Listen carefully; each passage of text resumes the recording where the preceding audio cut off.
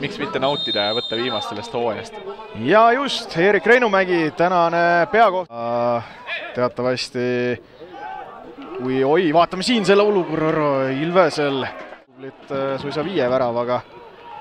5-2 sai see mäng, aga siit äkki tekib midagi! Ja 31. minutil viib Andre Paju Elva 1-0 juhtima. Selle hooaja 29. mäng, 8. värav ja võib sinna Elva fännide juurde tähistama minna küll. Velko fännidele ju meeldib neid sekundeid ise lugeda. Ma kuulnud kaugelt löök, aga kaugele mööda ka. Maika läheb senderdama kõrgelt ja tuleb see legendaarne Manucho ja koksab selle garderoobi värava ära. Velko 1, Elva 1. Ja meil on veel ju ligemale 2 minutit mängida. Oi. Ei olnud see Saarelehe ohverdus ilma hinnata. Võib-olla uinutas natukene see mänguseisaks siin Elva kaitseliini, aga tegelikult väga hea. Posti joonele, mis lahendus see nüüd oli, pall jääb ikka Velko kätte, tõste taha posti, seal on Mugra, aga 2 sunnitud vahetust ühe mängu jooksul, aga see nurgalöök läheb taha posti ja saab palli ka, nüüd on aega, nüüd on ruumi. Läheb pehme kaarpall teele, pall on laati, tuleb löök! Ja tuleb 68. minutil Erik Ilves ja viib Elva tagasi juhtima ja Martin Käas läheb pingi juurde tähistama. Ja mehed ka seal, kes on väljaku mängijad, lähevad varumeestega seda väravat tähistama. Ja tulevad need vahetused ka, Mägi-mäng lõppeb ja Manucho mäng. Laaneots eksib sööduga.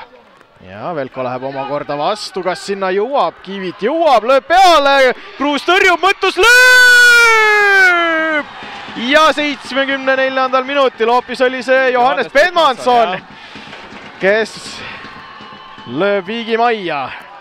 Ja jälle seatakse viik jalule ja jälle läheme 0-st edasi. Ja pealt näha lihtsast olukorrast seal kalad. See tsooni, aga Agarmaa nopib selle omale. Ja ei ole Agarmaal täna palju tööd olnud, nüüd avab selle palli hästi Kiivitile siia. No nii, Kiivit versus Lepsalu. Kiivit kukub, Kiivit ikka veel palliga! Mida me näeme? Oi! Agarmaa saab siit värava söödu, just ütlesin, et ei olnud täna palju tööd, aga panustab hoopis seal osakonnas. Elva oma poiss Andreas Kiivit viib Velko esimest korda selles mängus 86. minutil juhtima. Ja siin juba väiksemad fännid ka tungivad väljakule. Üks ruumi käinud.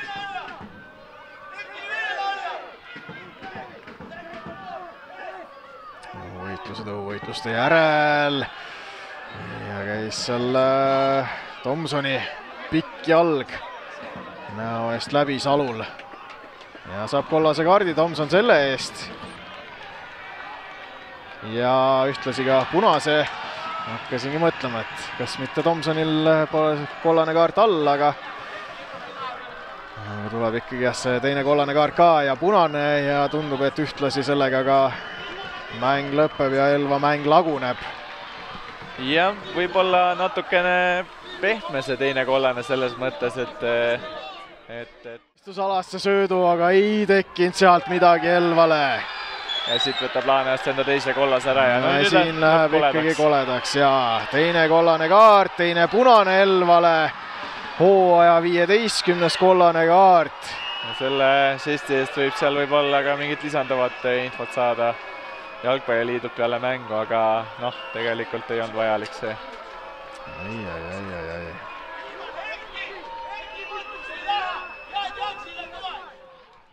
Et kindlasti võitluses täna väljakul aga vilistabki Reinumägi mängu lõppenuks. Tulevärki oli palju, seda me ka eeldasime, seda me ootasime. Kristo Põldsaar täna 2-3 kaotus Tartu Velkolt. Kahtlemata valus allajäämine, samas kõrvaltvaatajale ikkagi väga vägev lahing, et mis täna otsustavaks sai? Vägev lahing on meil alati siin veel Holmi staadionil, et otsustavaks sai see, et vastane lõi 3 tükki ära ja me lõime 2, et kõva võitlus oli. Tunnen, et meis oli kindlasti rohkem, kui me täna näitasime, aga sellegipoolest müts maa Velkole ja me peame lihtsalt edasi pingutama. No kõik märgid näitavad, et ikkagi sel hooajal teie lõpetate 4. arvatavasti ja Velko 3. Kui keeruline on vaadata seda, et suur rivaal võtab selle pronksmedali teie eest ära? Muidugi on keeruline. Eks see südames paljud elvakatel oligi Velkost lihtsalt kõrgemal olla see hooaega. Et paraku nii. Ju siis on Velko meeskond see aasta parem, aga see ei välista seda, et me järgmine aasta paremad teha. Aga samas omavahelised mängud lõppesid võrdselt, 2 korda teie võiduga, 2 korda nende võiduga, väga palju rahvast käis ka tribüünidelt läbi nendes 4 mängus. See on ju ikkagi see, mille nimel tasub seda esiliiga jalgpalli mängida, et palju rahvast, palju väravaid, palju melu. Just, me kindlasti ootame neid Velko mänge. Nagu te ise ütlesite, on rivaal ja siin on väga lahe publik alati ja vahet ei ole, kas on Velko omasid, kuigi müts maa elvakatele, väga palju oli neid täna. Et siin on alati lahe mängida ja alguses olime meie paremad, lõpus olid nemad paremad, täpselt nii ongi.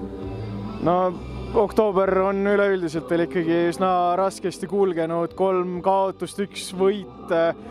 Kas see hooaja lõpp on lihtsalt selline, kus ongi raske, tulevad vigastused ette, võib-olla mingi mõõnaperiood, et on see saanud tabelist ka saatuslikuks teie jaoks?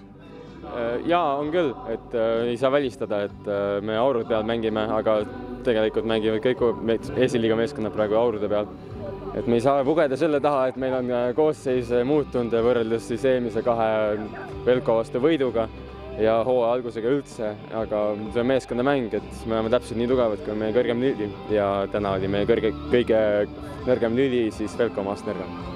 No tugevustest rääkides, sina oled väga tugevat hooaega tegemas, peaks olema 10 väravat, 9 väravasöötu, oma karjääri parim hooaeg sul käsil, et on see midagi, mis sind üllatab või on see siuke tugeva töö ja tahtmise vili?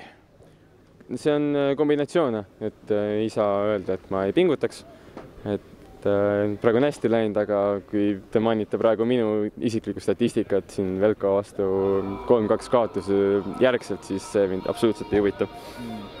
Järgmisena ei ole hoopis liigamäng teil ees, vaid neljapäeval karikamäng Tallinna Kalevi esindusega, kes järgmine aasta esiliigat mängib. Mida sellest mängust oodata võime? Võitlust. Ma arvan, et kõik nägid täna, et Elva tahab võidelda ja me ei kavatse absoluutselt teistpidi siis Tallinna Kalevi vastu mängida. Teame, et on Premier Liiga meeskond, oleme elevil ja lähme oma meeskonnaga sinna kõvasti tuult andma.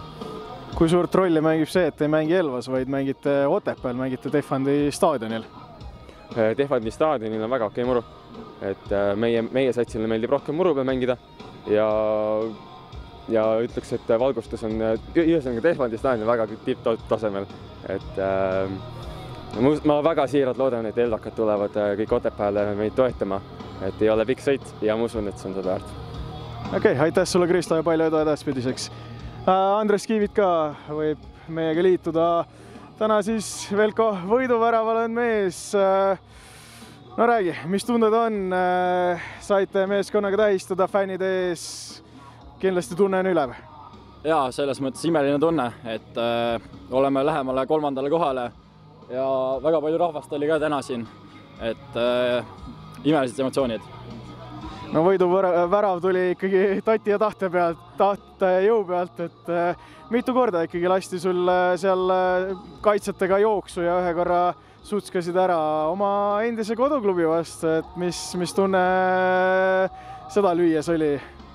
Ei, no selles mõttes võiduvärav kindlasti väga hea tunne, et oli ka plaan siin, et meil kaitsjad olid juba väsinud lõpus, et tekib neid momente, et kus on jooksma liini taha. Aga selles mõttes kindlasti hea tunne ja jah, no tundus, et ikkagi tähistasite eelrinnal, et on mingisugust käte ülestõstmist, ei palunud Elva fännide ees vabandust. Jaa, mul on väga suur respekt Elva ees, aga selles suhtes oluline värav ja tuleb tähistada. Kui palju te Tauno Saarelehe nimel mängisite, mis tal täpsemalt juhtus, kui sul infot on? Ega mul väga head infot ei ole, ma nii palju tean, et ta kuidagi kukkus halvasti puusa peale, et siuke õnnetu olukord ka. Aga kindlasti temal nimel mängisime väga palju ja tooksin välja ka Jaanus Reiteni nimel, et Jaanusele lõppu siia head emotsioonid veel, et lõpetaksime 3. kohaga ja kindlasti klubil ka edasiminek. Eelmine aasta olime 4., see aasta 3., et järgmine aasta loodetavasti mängime Premiumi liiga kohtadele. Kuidas meeskond üldse reageeris sellele uudisele, et see 4. hooaeg Reitelil jääb Velko juhendajana viimaseks? Kindlasti kahju selles suhtes. Ma arvan, et Jaanus on väga palju professionaalsust toonud siia klubisse, et need 4 aastat, mis ta olnud on, et Velko on arenenud tohutult ja see keskkond, ma ütleks, on väga palju professionaalsemaks läinud siin. Ma ise olen küll olnud lühemat aega, aga ma tean, et jah, see keskkond on väga palju muutunud professionaalsemaks. Ehk siis 2 viimases liigamängus erilist motiveerimist ei vaja, et mängite Reiteli nimel?